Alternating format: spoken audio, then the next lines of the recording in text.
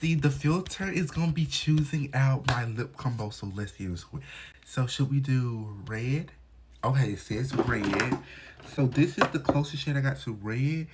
Should we do 2 colors? Oh, it said 2 colors. Okay, so the next color is gonna be like this little nude color and a lip pencil.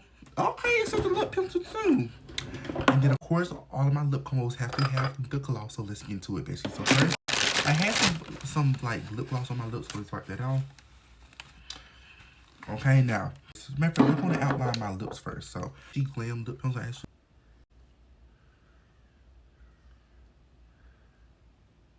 Outline like half red. So what I'm gonna do is, I think since I'm using 2 colors now and the same colors before, so let's try.